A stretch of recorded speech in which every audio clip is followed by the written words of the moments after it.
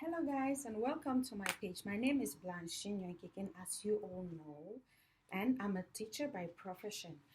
Here we talk about social life, we talk about stories, life experiences, finding purpose, how to navigate our daily lives in a fast-growing world, how to become who we are, a talk to teenagers and education.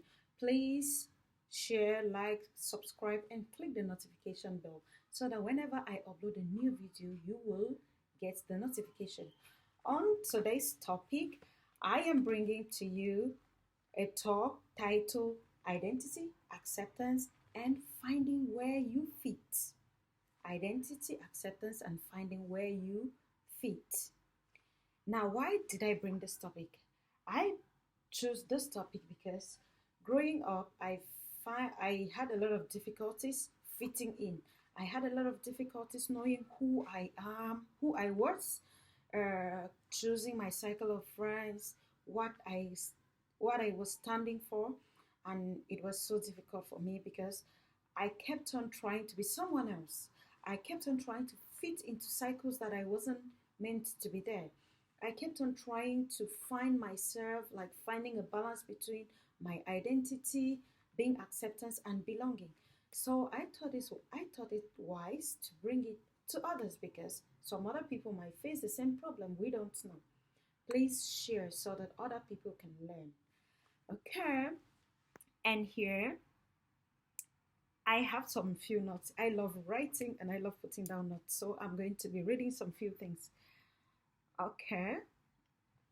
Today we want to remind you that belonging isn't about trying to be like any other person else. Belonging is not trying to be like any other person else. Belonging is finding your own place where you fit and where you are comfortable. So in this topic, I put it down in points. And the first point is fitting in versus belonging. There's a big difference between fitting in and belonging. Fitting in means changing yourself so others will accept you. And belonging means being accepted because you are who you are. And when you are trying so hard to fit in, you end up losing your peace of mind or your peace. But when you find belonging, you can grow into your best self. So try to belong and not try to fit in because it's so hard to try to fit into a cycle that you are not, a cycle you're not accepted, and like where you don't even belong. It's so hard. You don't need to change to be loved. You don't need to change to belong. You just need to be who you are, and then you are going to belong in the right cycle. The second point is know who you are. The first step of belonging. Knowing who you are is the first step of belonging. First of all, who are you? What do you stand for? What matters in your life? What are your values? What can you compromise? What can't you stand? This is knowing who you are. When you know what you can do, what you want for yourself, what you cannot compromise, that is a big step in belonging versus fitting.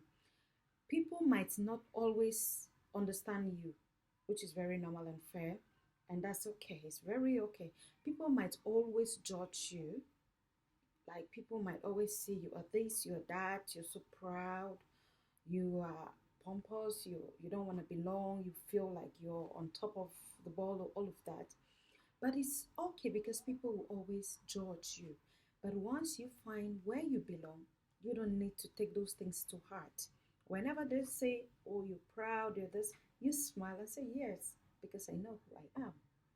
So know who you are, know what you stand for, and do not compromise your values for anything or for anyone. Yeah. And then the third point is choose your cycle of friends wisely.